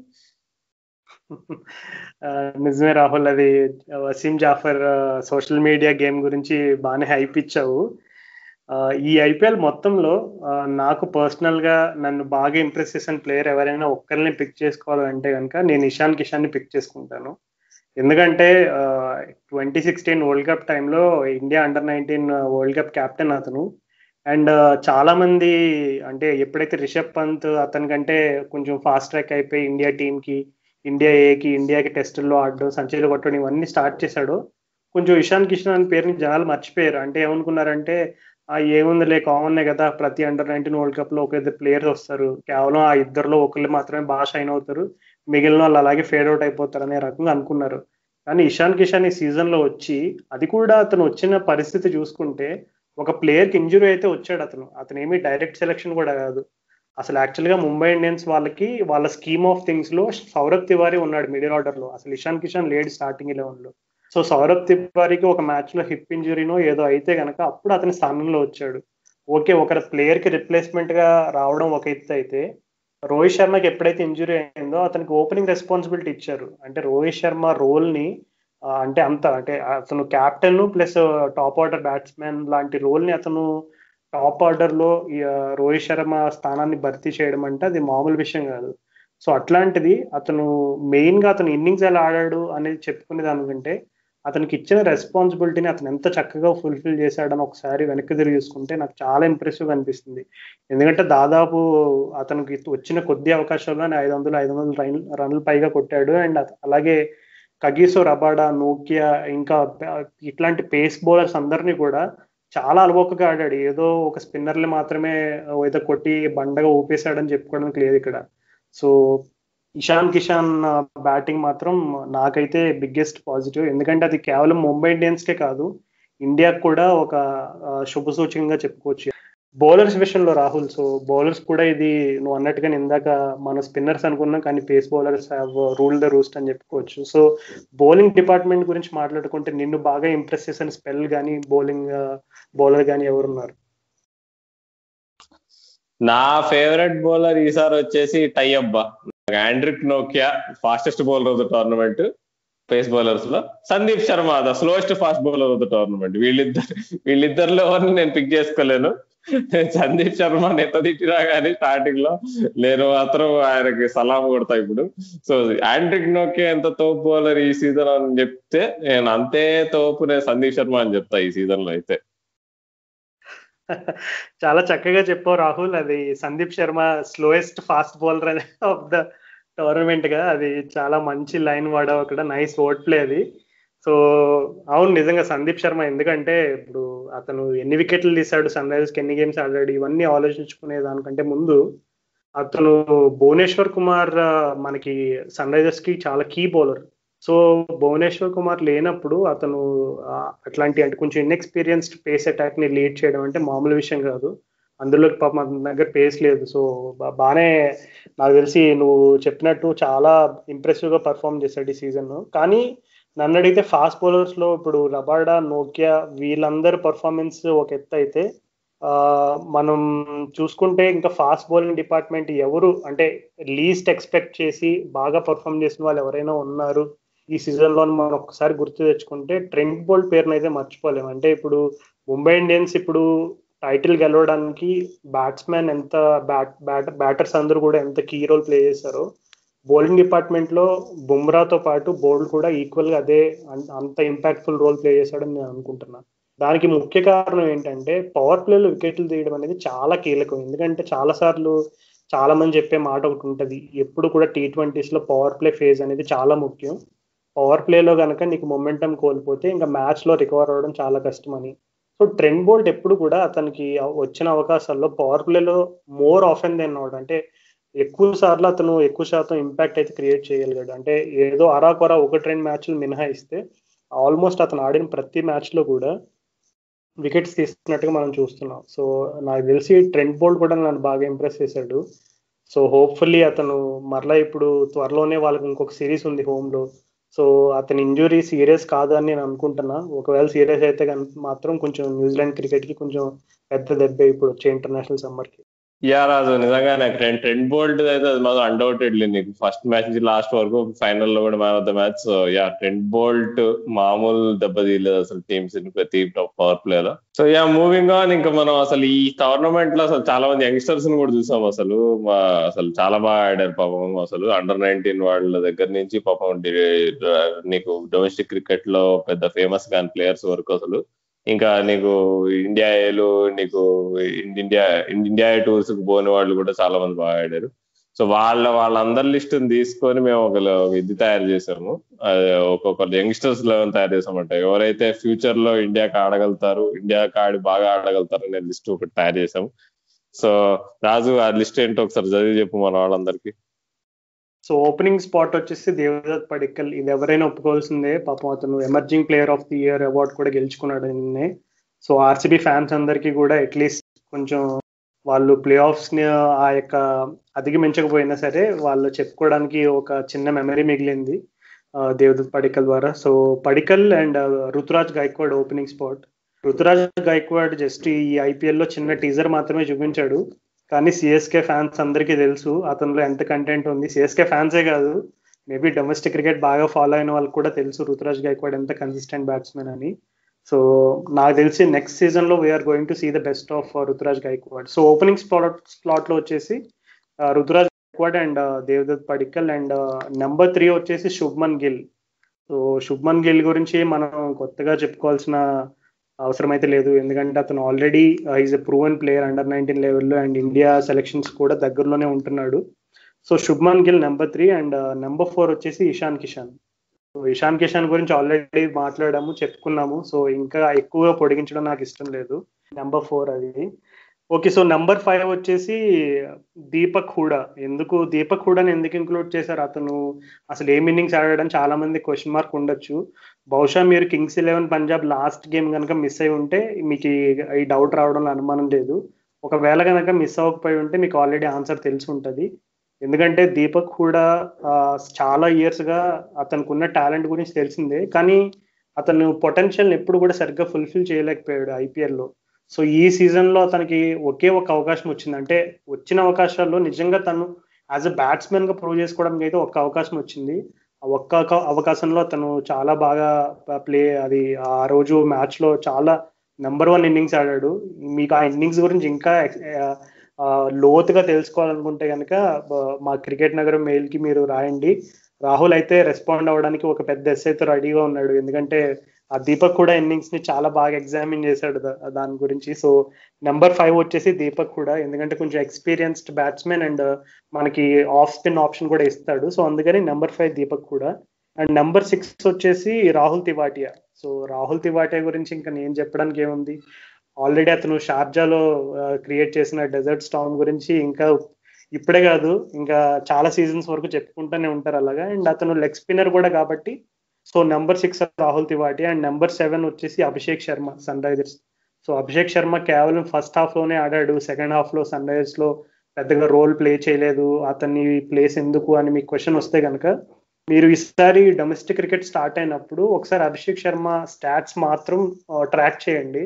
మీకు చాలా ఆశ్చర్యంగా అనిపిస్తుంది, అంటే అతను ఎంత ఇంప్రెసివ్ క్రికెటర్ అని చెప్పి. సో అతను ఈ సీజన్ లో అతనికి వచ్చిన కొద్దిపాటి అవకాశాల్లో చెన్నై సూపర్ కింగ్స్ మ్యాచ్ లో స్టార్టింగ్ లో కొంచెం ప్రియం గర్గ్ లైట్ గా స్ట్రగుల్ అవుతున్నప్పుడు ఆ రోజు సన్ రైజర్స్ మ్యాచ్ కి వెళ్ళడానికి, అసలు సన్ రైజర్స్ వైపు మొమెంటం తీసుకురావడానికి one of the biggest reason Abhishek Sharma.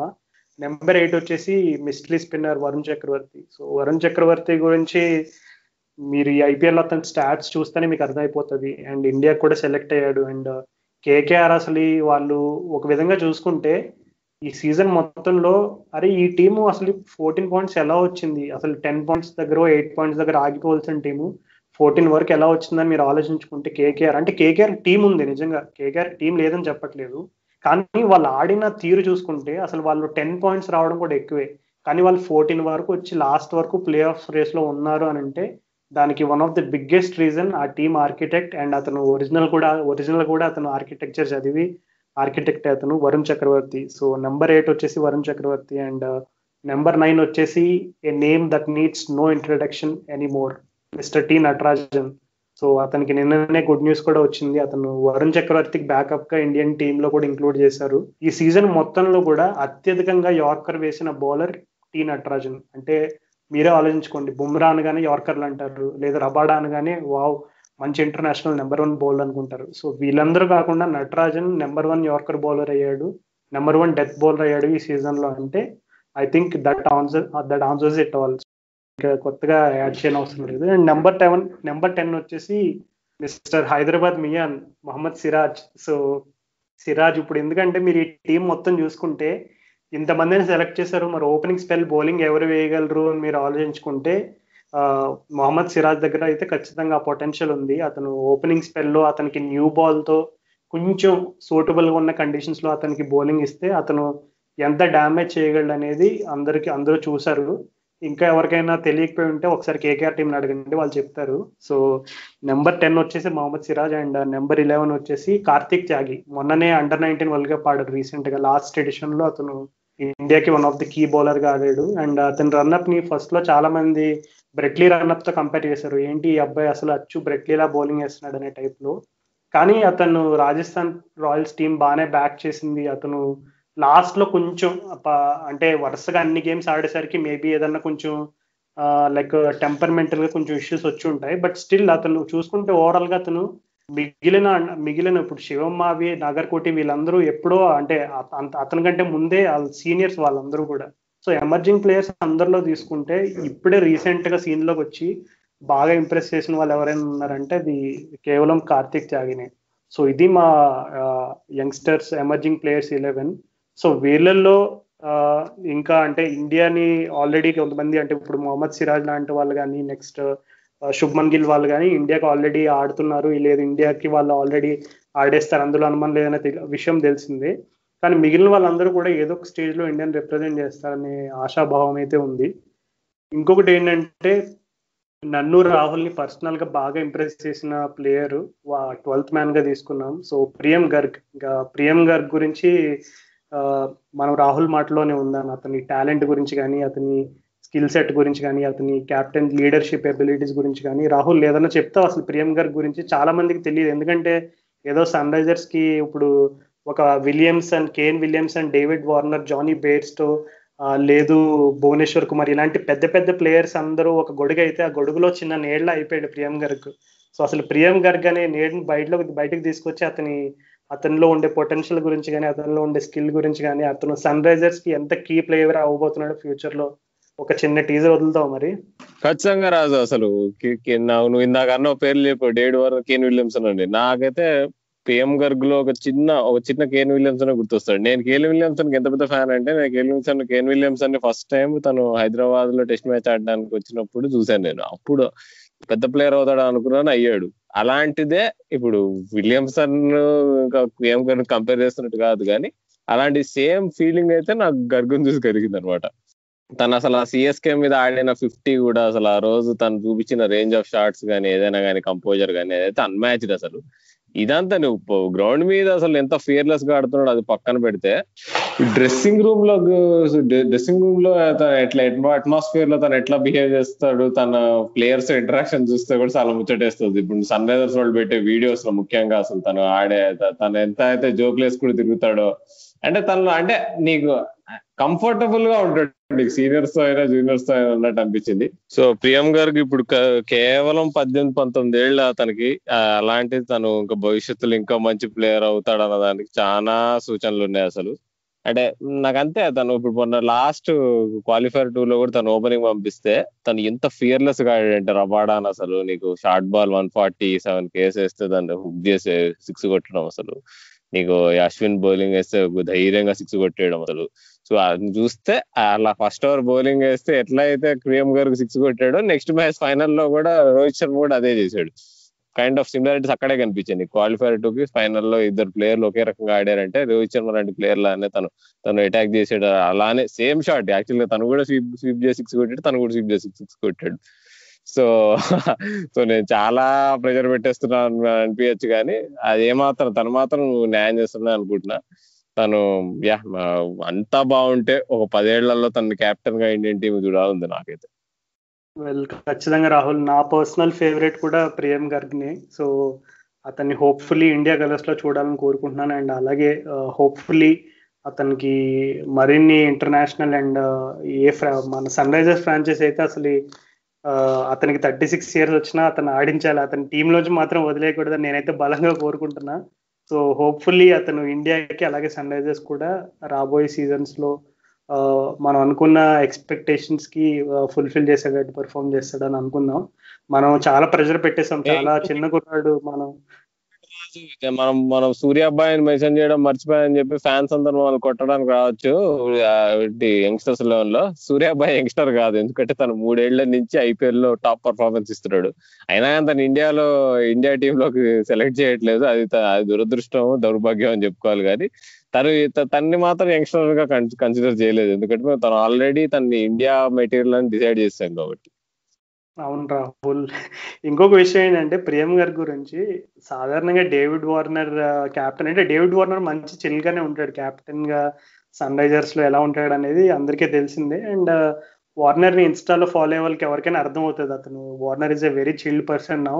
అంతకు ముందులాగా ఏదో ఫుల్ గా కోపంగా ఉండేటువంటి మనిషి కాదని చాలా మందికి అర్థం అవుతుంది. కానీ ప్రియం గర్గ్ చాలా సార్లు వార్నర్ అంటే సాధారణంగా సీనియర్ ప్లేయర్స్ జూనియర్ ప్లేయర్స్ ని ఏడిపిస్తారు, కానీ ప్రియం గారి క్యారెక్టర్ చూస్తుంటే అతను సీనియర్ ప్లేయర్స్ ని కూడా ఏడిపించేటట్టు కనబడుతున్నాడు. అంటే వార్నర్ ఒకసారి బాగా ఇరిటేట్ అయిపోయి ఇన్స్టా స్టోరీలో పెట్టాడు అనమాట, ప్రియం గారు ఇంకొకసారి కనుక నువ్వు నా ముఖం పైన కేక్ పూయడం కానీ ఇట్లాంటివి ఏమైనా చేస్తే నీ జుట్టును ఫుల్ గా కట్ చేసేస్తా అని చెప్పాడు. ఎందుకంటే ప్రియం గారికి ఎవరైనా చూస్తే అతను హెల్మెట్ లో సరిగ్గా కనిపించి ఉండదు, అతనికి ఫుల్ అంటే లైక్ ఇంకా మొత్తం ఎటు గాలేస్తే అటు ఎగిరిపోయి అంత జుట్టు ఉంటది అనమాట ఫుల్ గా. సో వార్నర్ అది చూసి ఇంకొకసారి కనుక నువ్వు ఇట్లాంటిదైనా చేస్తే నీ జుట్టు మొత్తం కత్తిరించేస్తానని చెప్పి భలే కామెడీ చేశాడు. అంటే ప్రియం గారికి యాజ్ ఆన్ ద ఫీల్డ్ అతని క్యారెక్టర్ ఏంటనే దానికంటే ఆఫ్ ద ఫీల్డ్ కూడా అతను ఎంత లైవ్లీ పర్సన్, ఎంత పాజిటివ్ గా ఉంటాడు, అతని యాటిట్యూడ్ కానీ ఎంత బాగుంటుందని చెప్పుకోవడానికి అదే బెస్ట్ ఎగ్జాంపుల్. అండ్ సో అంటే ఈ సీజన్ ఇంకా లైక్ కంక్లూజన్ రిమార్క్స్ చెప్పుకోవాలనుకుంటే, అంటే ఎస్పెషల్లీ మనం సన్ రైజర్స్ ఎక్స్క్లూజివ్ ఎపిసోడ్స్ చాలా చేసాము అండ్ సన్ రైజర్స్ ఫ్యాన్స్ కోసం చేసిన ఎపిసోడ్లు అవన్నీ కూడా. సో నిన్ననే నేను Sunrisers final closing video ఒకటి చూసాను సన్ రైజర్స్ ఛానల్లో. సో అందులో ఒక interesting point, David Warner and Bayliss ఇద్దరు కూడా ఒక ఇంట్రెస్టింగ్ పాయింట్ మెన్షన్ చేశారు. అన్నిటికంటే ముందు సన్ రైజర్స్ ఫ్యాన్స్ ఏదైనా ఇప్పుడు నెక్స్ట్ వచ్చే ఐపీఎల్లో మనకి ఎవరైనా కొత్త ప్లేయర్స్ వస్తారా, ఎవరినైనా కొంటారా అనేటువంటి క్వశ్చన్స్ ఉంటే ఇప్పుడే ఒక చిన్న హింట్ దలుచుకున్నాను. ఏంటంటే పెద్ద పెద్ద మేజర్ బైస్ అయితే ఏమీ ఎక్స్పెక్ట్ చేయలేము. ఎందుకంటే మరి బెయిలీస్ నిన్న కంక్లూడ్ చేసిన తీరం చూస్తే, సో చూసుకుంటే ఆ వీడియోలో ఏం చెప్పారంటే బెయిలీస్ అండ్ వార్నర్ ఇద్దరు చెప్పిన కామన్ పాయింట్ ఏంటంటే సన్ రైజర్స్ ఫీల్డింగ్ అనేది ఈ సీజన్ లో చాలా యావరేజ్గా ఉందని అన్నారు. అంటే ఇంకొక మాట కూడా అన్నారు. ఏమన్నారంటే ఇప్పుడు క్రికెట్ అంటే టీమ్ స్పోర్ట్ అని అంటారు, కానీ నువ్వు యాజ్ అ టీమ్ గా కాంట్రిబ్యూట్ చేయడానికి నీకు ఒకే ఒక ఏరియా ఫీల్డింగ్. ఎందుకంటే బ్యాటింగ్ చేసినప్పుడు you are batting on your own and bowling చేసేటప్పుడు కూడా you are bowling on your own. So నువ్వు ఎలా ఎగ్జిక్యూట్ చేస్తావు అనేది కంప్లీట్ గా నీ పైన ఆధారపడి ఉంటుంది. కానీ ఫీల్డింగ్ లో మాత్రం నీకు ఓవరాల్ గా అంటే ప్రతి బాల్ నీ దగ్గరికే వస్తుంది, ప్రతి 120 బాల్స్ ఉన్నాయి, 120 బాల్స్ నా దగ్గరికే వస్తాయి అనే రకమైనటువంటి యాటిట్యూడ్ తో ఫీల్డింగ్ చేస్తే మనకి ఇంకా మంచి రిజల్ట్స్ వస్తాయని ట్రెవర్ బెయిలీస్ చెప్పాడు, అలాగే డేవిడ్ వార్నర్ కూడా చెప్పాడు. సో నాకు తెలిసి మనం కూడా అసలు గుర్తించలేకపోయాం. అంటే సన్ రైజర్స్ బ్యాటింగ్ గురించి, బౌలింగ్ గురించి చాలా సార్లు చాలా విశేషంగా చర్చించుకున్నాం, కానీ సన్ రైజర్స్ ఫీల్డింగ్ ఈ సీజన్ లో నిజంగా బిలో యావరేజ్ ఉందనే పాయింట్ మనం ఎక్కువగా మెన్షన్ చేయలేదు. నాకు ఆ వీడియో చూసిన తర్వాత అది నిజమైన అర్థమైంది. ఎందుకు అని అనుకుని మనం క్వశ్చన్ చేసుకుంటే, మన టీంలో ఎవరు బెస్ట్ ఫీల్డర్ అని క్వశ్చన్ మార్క్ వేసుకుంటే అందరికీ గుర్తొచ్చే పేరు మనీష్ పాండేని. మనీష్ పాండేకే యాజ్ అ ఫీల్డర్ గా అతనికి యావరేజ్ సీజన్ వచ్చిందంటే ఐ థింక్ ఇంకా rest of the team fielding పరంగా ఎలా ఉన్నారని మనం ఇంకా పెద్దగా విశేషంగా చర్చించుకోకర్లేదు. So maybe Sunrisers fielding లో కూడా కొంచెం అది ఇంప్రూవ్ చేసుకోవడానికి నాకు తెలిసి నెక్స్ట్ సీజన్స్ ఇంకా టోర్నమెంట్ స్టార్ట్ అయ్యే ముందే ఫీల్డింగ్ మీద ప్రత్యేక దృష్టి పెట్టేటట్టు కనబడుతున్నారు. సో టీం అంతా కూడా. So next season better batting, better bowling కాకుండా హోప్ఫుల్లీ మనం మరి సన్ రైజర్స్ దగ్గర నుంచి బెటర్ ఫీల్డింగ్ ఎఫర్ట్ కూడా ఎక్స్పెక్ట్ చేయొచ్చు. యా రాజు, ఇక సన్ రైజర్స్ చూస్తే ఇక 4 నెలల్లోనే 5 నెలల్లోనే ఇక మళ్ళీ ఐపీఎల్ ఫీవర్ వచ్చేస్తుంది మనకి. ఇది కైండ్ ఆఫ్ ఇది ఇంత లేట్ గా ఐపీఎల్ సీజన్ అవ్వడం ఈ ఏడు కొంచెం దురదృష్టం అయినా మధ్యలో గ్యాప్ మాత్రం చాలా తక్కువ ఉంది కాబట్టి జనాలకి ఎక్కువ రోజులు వెయిట్ చేయాల్సిన అవసరం ఉండదు. సో 2 నెలలు అయిపోయింది రాజు, మనం అసలు ఐపీఎల్ ఎపిసోడ్లు చేస్తూ అసలు టైం అసలు ఇట్టే గడిచిపోయినట్టు అనిపిస్తుంది. అసలు చాలా అసలు ఇది ఎన్నో ఎపిసోడ్ మంది ఇప్పుడు ఇది రిలీజ్ అవ్వబోతే ఇది 34వ ఎపిసోడ్ అవుతుంది ఇది. అందులో అసలు ఫస్ట్ మినాయించి మిగతా అంతా ఐపీఎల్ గురించే చేసాం. అసలు వింటున్న వాళ్ళందరికీ చాలా థ్యాంక్స్ చెప్పుకోవాలి మేమైతే. అసలు మేము స్టార్ట్ చేసాం ఏదో చిన్న ఐడియా వచ్చింది, అరే తెలుగులో ఇట్లా చేస్తే బాగుంటది కదా అనుకున్నాం, కానీ మాకు వచ్చిన ఆదరణ, మాకు వచ్చిన ఒక రకంగా ఏంటి ప్రేమ కానీ ఏదైతే మా మీద కురిపించారో మీరంతా కలిసి, దానికి మాత్రం మేమైతే ధన్యులమై ఉన్నాము. అసలు ముఖ్యంగా కొంతమందిని గుర్తించాలి. అసలు ఇప్పుడు వాసిరెడ్డి నాగేశ్వరరావు గారిని, ఆయన మా పాడ్కాస్ట్ మీద ఇదేంటి గెస్ట్ గా కూడా వచ్చారు. అలానే ఎస్ఆర్ఎస్ సూపర్ ఫ్యాన్ వరుణ్ భాయ్, if you're listening, thank you boy for supporting us. Sushma అని తను క్రికెట్ అంటే ట్విట్టర్ మీద మే క్రికెట్ ఉంటుంది, తను కూడా మా పెద్ద ఫ్యాన్, చాలా మాకు ఫ్రీ పబ్లిసిటీ చేసింది మా పాడ్కాస్ట్ వినమని. అలానే కాకుండా వీళ్ళ స్పెసిఫిక్ మనుషులే కాకుండా మా పాడ్కాస్ట్ ఎక్కడెక్కడి నుంచి వింటున్నారో మేము ఒకసారి మ్యాప్ లో చూసుకున్నాం అనమాట. చూసుకుంటే అసలు ఇండియాలోనే కాదు, అసలు తెలుగు రాష్ట్రాల్లోనే కాదు, అమెరికాలో, జర్మనీలో ముఖ్యంగా చాలా మాకు డెడికేటెడ్ లిజనర్షిప్ ఉందని మాకు అర్థమవుతుంది. సో ఎవరెవరో తెలుగు వాళ్ళు ఎవరైతే జర్మనీలో వింటున్నారో మా podcast, hats off to you. అలానే నీకు అమెరికాలో వచ్చేసి అసలు వాషింగ్టన్ స్టేట్ నుంచి చాలా మంది వింటున్నారు. సో సియాటల్ లో ఉండే మన ఎన్ఆర్ఐ ప్రజలకి ధన్యవాదాలు మా పాడ్కాస్ట్ ని ఆదరిస్తున్నందుకు. ఇంకా డల్లాస్ నాగేశ్వరరావు చాలా మంది టెక్సస్ నుంచి వింటున్నారు. That is big thank you to you all as well. Surprising గా అసలు ఆరిగన్ అనమాట, ఎక్కడైతే మన ఎన్ఆర్ఐస్ తక్కువ ఉంటారో, జనరల్ గా తెలుగు వాళ్ళు తక్కువ ఉంటారో అక్కడి నుంచి కూడా మంచి లిజనర్షిప్ వస్తుంది. దానికి కూడా we are very thankful. And even New York as well, New York కూడా బాగానే, ఎంపైర్ స్టేట్ నుంచి కూడా చాలా చాలా లిజనర్స్ వస్తున్నట్టు మాకు తెలుస్తుంది. అసలు ఫిగర్స్ లో కనిపిస్తున్నారు. అంతే యూరోప్ లో జర్మనీ కాకుండా అసలు బెల్జియం నుంచి కూడా మాకు డెడికేటెడ్ లిజనర్స్ ఉన్నారు. నాకు తెలిసి బెల్జియం అంటే నాకు తెలిసి టాలీవుడ్ ప్రాజెక్ట్ పాడ్కాస్ట్ వాళ్ళు అనుకుంటా. థ్యాంక్ యూ బాస్ మీ సపోర్ట్ గురించి. అసలు ట్విట్టర్ లో కూడా మనకు కొంచెం బ్యాంటర్ ఉంటుంది. So thank you for listening to us dedicatedly. అలానే యూకే లో కూడా లండన్ సైడ్ నుంచి కూడా ఎన్ఆర్ఐలు బాగానే వింటున్నారు. అండ్ ఈవెన్ ఇన్ ఆస్ట్రేలియా నుంచి కూడా సిడ్నీలో తెలిసిన వాళ్ళు ఉన్నారు. అలానే విక్టోరియా స్టేట్ లో నీకు మెల్బర్న్ లో కూడా బాగానే లిజనర్స్ ఉన్నారు. పర్త్ లో కూడా లిజనర్స్ ఉన్నట్టు తెలుస్తుంది. సో ఓవరాల్ గా అసలు చాలా రీచ్ బాగుంది. ఇంకా ఇండియాలో వచ్చేటప్పటికి, తెలుగు రాష్ట్రాల్లో వచ్చేటప్పటికి అసలు తెలంగాణలో మెయిన్లీ ఎక్కువగా హైదరాబాద్ నుంచి ఎక్కువ వింటున్నా కానీ నీకు నర్సంపేట, వరంగల్ దగ్గర ఊరి నుంచి చాలా లిజనర్స్ ఉండే ఫస్ట్ నుంచి. మాకు ఎప్పటి నుంచో మేము ఫేమస్ కానప్పటి నుంచి అసలు. ఇంకా నీకు పక్క రాష్ట్రం అంటే నాకు పక్క రాష్ట్రం రాజుకు స్వరాష్ట్రం ఆంధ్రప్రదేశ్ లో అయితే నీకు అనంతపూర్ నుంచి ఇచ్చాపురం వరకు మాకు ప్రతి ఊళ్ళల్లో లిజనర్స్ ఉన్నారు. అసలు నీకు కదిరి, నీకు మంగళగిరి, నీకు గుంటూరు, బెజవాడ, విశాఖపట్నం చాలా ఎక్కువ మంది ఉన్నారు. విజయనగరం, అక్కడ కూడా మాకు మిత్రులు ఉన్నారు వినేవాళ్ళు, ఆదరించేవాళ్ళు. సో వెరీ హ్యాపీ అసలు. అంటే రీచ్ ఎలా అయితే నీకు పెద్ద సిటీస్ నుంచి చిన్న టౌన్స్ వరకు వెళ్ళాలనుకున్నామో అందరికీ రీచ్ అవుతుందని మేము చెప్పుకోగలం ఇప్పుడు. ఇక ఇక కర్ణాటకలో చూసుకుంటే అసలు ధార్వాడ్ కర్ణాటక నుంచి మాకు ఫస్ట్ నుంచి డెడికేటెడ్ లిజనర్షిప్ ఉంది. అది వాళ్ళకి కూడా చాలా థ్యాంక్స్ అసలు. తమిళనాడులో కూడా నీకు చెన్నై సైడ్ నుంచి కొంచెం మధురై అటువైపు నుంచి కూడా లిజనర్స్ ఉన్నారు, రెగ్యులర్ గా మాకు కనిపిస్తూ ఉంటారు. అలానే పూణే, ముంబై నుంచి కూడా మాకు బాగానే రేట్ ఆఫ్ లిజనర్స్ పెరుగుతున్నారు. ఢిల్లీలో కూడా ఉన్నారు, మా మిత్రులు కొంతమంది ఉన్నారు ఢిల్లీలో. వాళ్ళు కూడా చెప్తున్నారు, చుట్టుపక్కల మా ఫ్రెండ్స్ కి షేర్ చేసాం, చాలా బాగుంది పాడ్కాస్ట్ వింటున్నామని. సో అంటే ఇంతగానం రీచ్ ఉంటుందని మేమైతే ఊహించలేదు అసలు. 10 మంది వింటే చాలా అనుకున్నాం కానీ 10 మంది కంటే చాలా ఎక్కువ మంది వింటున్నారు అని చెప్పుకోవచ్చు మేము ఇప్పుడు ప్రౌడ్ గా.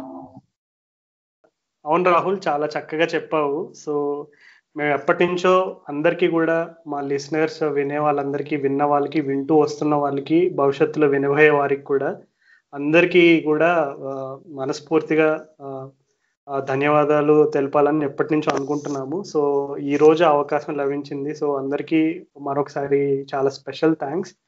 అండ్ అంటే ఇంకా ఒక్క విషయం చెప్పుకోవాలి అని అంటే కనుక, ఇది కేవలం ఏదో మేము పాడ్కాస్ట్ చేస్తున్నాము, మీరు మమ్మల్ని ఎంకరేజ్ చేస్తున్నారు అని చెప్పేదానికంటే కూడా, మేము ఇంకా పాడ్కాస్ట్ ఇంకా బాగా చేయాలి, ఇంకా ఎక్కువ కంటెంట్, అంటే మీరు ఏమేమైతే ఎక్స్పెక్ట్ చేస్తున్నారో అట్లాంటి కంటెంట్ తీసుకురావాలి, ఇదంతా ఒక ఎత్తు అయితే, రెండోది ఏంటంటే రాహుల్కి నాకు కూడా పర్సనల్గా, ఎందుకంటే ఇప్పుడు అందరికీ తెలిసిందే, life is just not about up and up. కొన్నిసార్లు అప్ ఉంటుంది, కొన్నిసార్లు డౌన్ ఉంటుంది, కొన్నిసార్లు సాడ్ మూమెంట్స్ ఉంటాయి, కొన్నిసార్లు హ్యాపీ మూమెంట్స్ ఉంటాయి. కానీ మేము ఈ ఐపీఎల్ మొత్తంలో ఎక్కువగా హ్యాపీ మూమెంట్స్, అంటే ఎక్కువగా నవ్వుకోవడానికి, అంటే మేము ఆహ్లాదకరంగా మనస్ఫూర్తిగా పాజిటివ్గా ఉండడానికి one of the biggest reason, ఇప్పుడు ఇందాక రాహుల్ ఎక్కడెక్కడైతే ఏరియాస్ మెన్షన్ చేశాడో ఆ ఏరియాలో ఉన్న లిసనర్స్ అందరూ కూడా ముఖ్య కారణం. వాళ్ళే కాకుండా మా ఏ ఎపిసోడ్ విన్నా మీరందరూ కూడా your all part of our family. And మీ అందరికీ కూడా చాలా స్పెషల్ థ్యాంక్స్. సో ఇంకా కంటెంట్ ఎప్పటికప్పుడు ఇంప్రూవ్ చేయడానికి మేము ట్రై చేస్తూనే ఉంటాం. అండ్ మా ముఖాల్లో చిరునవ్వు తెప్పించడానికి కారకులైన మీ అందరికీ కూడా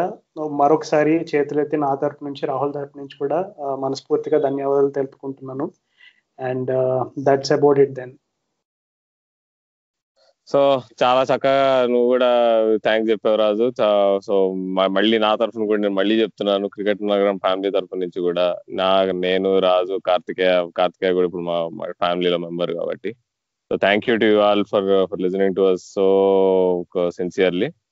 సో ఈ ఐపీఎల్ సంచిక ఇంతటితో సమాప్తం అని చెప్పుకోవచ్చు. ఇంకా వచ్చే వారాల్లో కొన్ని నెంబర్ ఆఫ్ ఎపిసోడ్స్ తగ్గుతాయి. ఐపీఎల్ ఎట్లయితే మేము ప్రతి సన్ రైజర్స్ మ్యాచ్ కి చేస్తున్నామో అలా ప్రతి ఇండియా మ్యాచ్ కి అయితే చేయలేము. ఇంకా మాకు వేరే వ్యాపకాలు కూడా ఉంటాయి, ఇది ఒక్కటే కాదు కాబట్టి. సో వారానికి ఒక ఎపిసోడ్ అవ్వచ్చు, మేబీ 10 రోజులకు ఒకటి అవ్వచ్చు, చెప్పలేము. వ్యవధి ఎంత ఎలా ఉన్నా కానీ మేము మిమ్మల్ని అలరిస్తూనే ఉంటాము, మీకోసం కంటెంట్ తీస్తూనే ఉంటాము. రాజు చెప్పినట్టు మాకు ఈమెయిల్ రాయండి, ట్విట్టర్ లో మెసేజ్ చేయండి, ఏదైనా చేయండి, ఎట్లయినా చేయండి. మీరు ఏదైనా ఫీడ్బ్యాక్ ఇస్తే మాకు ఇంకా ఖుషిగా అనిపిస్తుంది. సో కీప్ లిజనింగ్, క్రికెట్ చూస్తూ ఉండండి.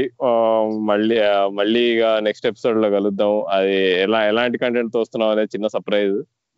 మీరు మాత్రం వేచి ఉండండి, వింటూనే ఉండండి క్రికెట్ నగరం పాడ్కాస్ట్. నేను మీ క్రికెట్ నాయకుడు రాహుల్, సైనింగ్ ఆఫ్.